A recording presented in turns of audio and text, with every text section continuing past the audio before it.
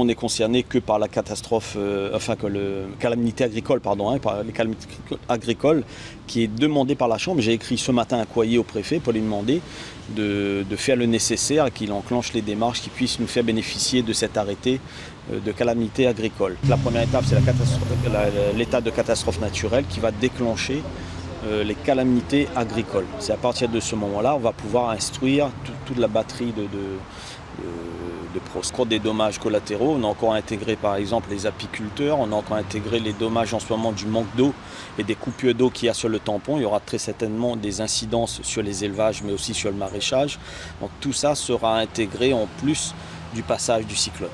On était aux alentours de 40 millions d'euros, donc on s'y approche au fur et à mesure qu'on avance et on sera dans ces eaux-là, entre 30 et 40 millions d'euros de sinistres sur la Reine. Oui, j'étais encore même sur Sillaos ce week-end où ça a été relativement épargné mais avec des dégâts quand même conséquents pour les agriculteurs qui l'ont subi. Donc les couloirs de vent ont été différents sur la commune mais avec des dégâts. On a un producteur hors sol qui a dû débâcher mais qui a perdu toute sa production et ce serait dommage que ce genre de situation ne soit pas remboursé de ces bâches qui ont été abîmées et de ces cultures perdues. C'est une inquiétude qu'on a tous les responsables. J'ai eu M. Serge Joirot ce matin qui était inquiet de cette situation.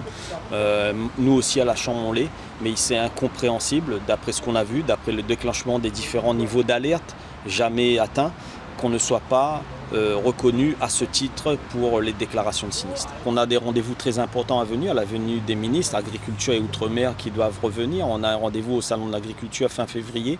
Donc ce sont des moments qu'on va privilégier pour les rencontrer sur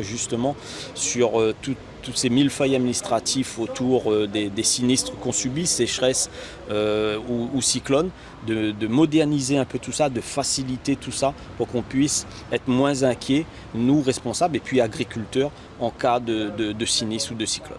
Je suis également président de la commission des chambres d'outre-mer et on travaillera en commun sur ce sujet. On a un rendez-vous prévu et on présentera quelque chose aux différents ministères concernés, notamment l'agriculture, mais surtout l'outre-mer, pour qu'on puisse être vu différemment au lendemain d'une situation très compliquée comme on vient de connaître. La pénurie, elle se fait déjà sentir. J'ai vu surtout l'état des légumes qui sont présents dans les étals, chez certains primeurs. Eux aussi, ils sont impactés indirectement, mais ils n'auront plus de légumes à vendre à partir de la semaine prochaine, avec des conséquences financières sur leur activité.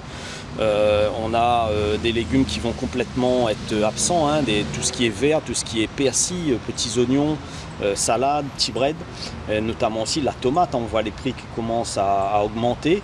Donc le produit va se raréfier avec les chaleurs, l'humidité. Beaucoup de légumes ceux qui restent vont s'abîmer, ne pas être dans de bonnes conditions. Moi je conseille aux consommateurs d'acheter le strict nécessaire, de les acheter certes, mais le minimum qu'on a besoin pour sa cuisine. On n'est pas dans une période d'opulence.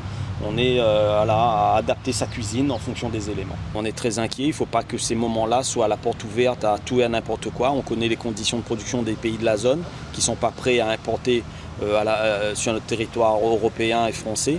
On connaît les conditions notamment de l'Afrique du Nord où on pourra trouver des légumes aisément en ce moment. Mais voilà, donc il faut surtout éduquer le consommateur et dire qu'il vaut mieux se passer de légumes pendant quelques semaines. Et dès le mois d'avril-mai, on aura un retour à la normale sur la production de légumes à La Réunion.